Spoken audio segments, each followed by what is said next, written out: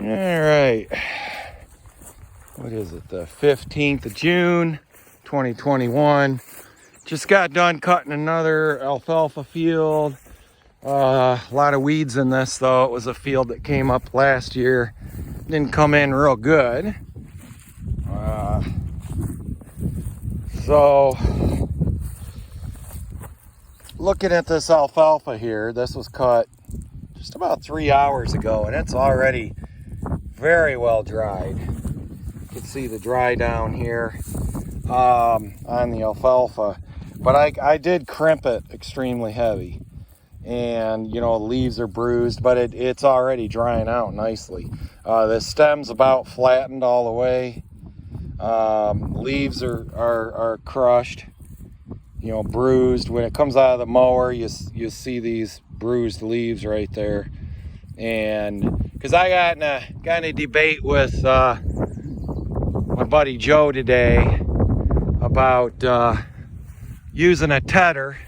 He thinks it's really important, and pretty much I think tedders are for people who don't know how to get hay dry. So, you know, if you look at and I'm sure I probably just defriended a whole bunch of people saying that statement, but if you look at if you get proper conditioning and you put your row out nice and wide as it can go, and you're strategic about how you rake, you should be able to get hay dry almost as fast as if somebody that uses a tedder. I admit probably people around here that do use a tedder might start baling a little bit before me, a few hours ahead of me, if that.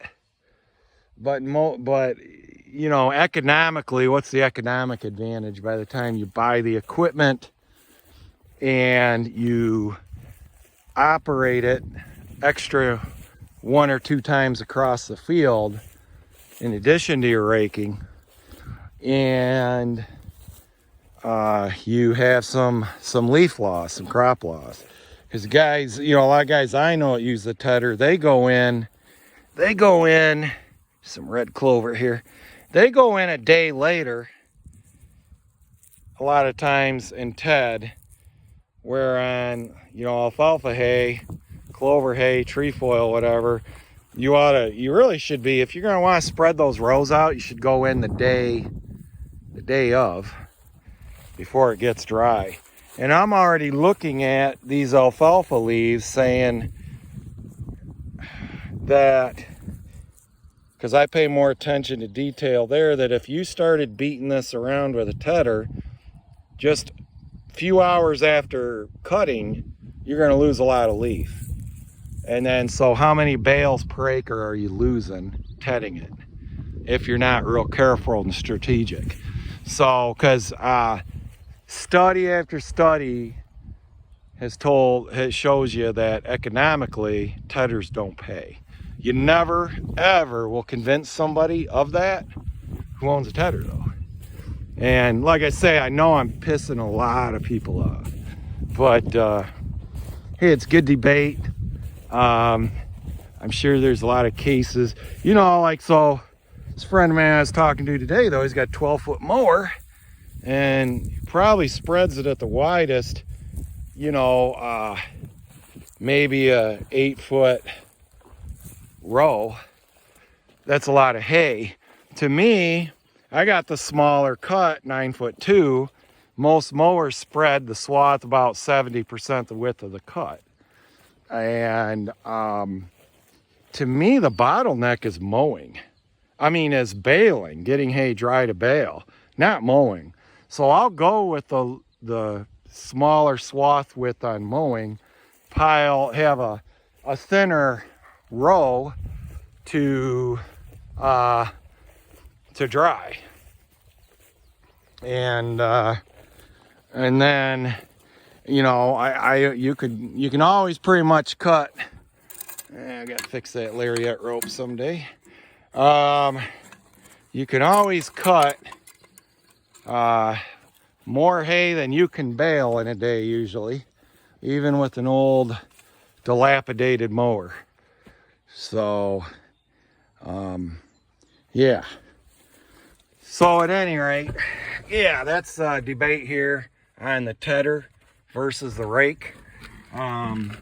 You can do strategic raking. I mean, you know, it's all about economics. So my buddy Joe went out and tedded yesterday afternoon, and a rainstorm came and rained on him after he tedded. He told me today, he says, yeah, but the part I tedded is almost dry right now. Stuff I didn't tedded is green as the day I cut it. I said, yeah, but how much money did you make tedding? Because he isn't baling today. Nothing's dry enough to bale. Well, he couldn't answer me that. So, you know, what's the quantification? What's the dollar value? How much are you actually making tedding? If you bought a tedder for $5,500, and that's a cheap one, what's your operation cost per acre to ted, and how much hay are you losing tedding? Because you're gonna lose a lot of hay raking and baling. My hay was over dry yesterday after raking, or Sunday after raking with that rake, and I had to rake at a certain speed to get the raking done in time so I could bale before I ran out of time, and night fell and then rain came. So I lost some leaves raking, and then you could see the leaves, it was overly dry hay. I mean, it was probably optimal dryness when I started baling, but by the time we got, you know, midway through the day, you could see the leaf shatter. So even being as careful as I can there, how much hay do you lose? You know, I think you lose probably 7 to 10% of your hay possibly raking and baling. So you enter in another operation, what are you actually losing, you know, for dollar value? So what pays off? The being able to bale an hour or two earlier, if that's actually the case, versus you know, losing $50 an acre, $30 an acre in value. I don't know, but unless you got apparently stuff that I read, they actually quantified that. I think University of Wisconsin did some stuff, or Penn State, something like that. And they just showed that economically, tedders didn't pay, at least in this region of the country. But at any rate, all right. I'm sure I'll get plenty of good comments on this one. Remember, we're all friends here. Don't get too mean. You know, this is my New Holland 1409.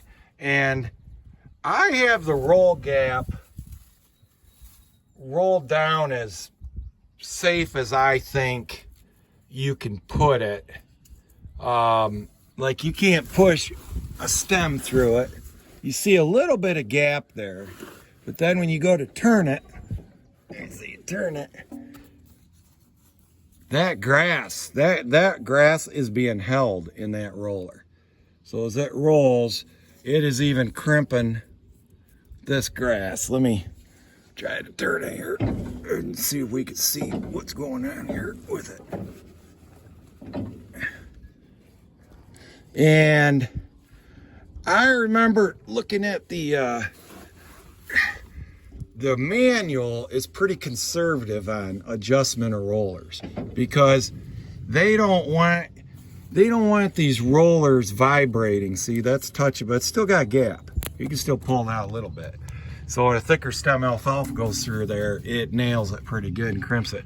But the New Holland manual is pretty conservative, because they talk about these rolls, they're not perfectly machined straight, and these rolls could vibrate and they could delaminate and cause all sorts of issues.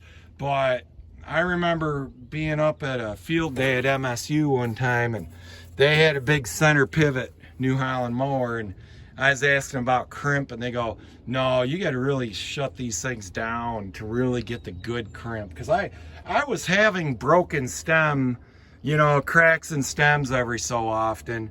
Like the manual specified, every so many inches on a stem, you should have, you know, like a mark, but I wasn't getting a good crimp. When I started really closing them down, I'm getting like a good crimp, and it's bruising the leaves, which they don't recommend you bruise the leaves because it does add for more leaf shatter. Well, it does increase your drying, but some of these guys that I know, they'll buy a brand new mower and they'll get rid of the manufacturer's conditioner rolls and buy like those Circle C rollers. And there's two companies, like if you look at Hay and Forage Grower, they're always advertising in there, and they have perfectly machined rollers, and they advertise they get 100% crimp all the way down the stem. Like you could close, they're made to completely interlock and touch, and they swear by them that cuts drying by a day. However, I am totally satisfied with these New Holland rollers, and I guess these are, when Joe and I were arguing about the Tedder, he was convincing me on how great they are. He said the chevron is the design, or is that New Holland's brand name? He thought these are more of a square edge, and like those Circle C 100% meshed rollers are like a ruled edge. I don't know if that's true. I've never seen them. They got a lot of them out west, but I know a couple guys. I've never been to their farm to see them, and they've got those rollers, and they say, wow, you get good crimp. But you know, the New Holland, I mean, I'm really happy with this. I really am. So there's some strategies to use. There's a lot of strategies, a lot of things that go into drying hay. You know, having your equipment, I'm a big proponent, get the rollers adjusted right, so you really have a good crimp. Like crimp it right down to the edge.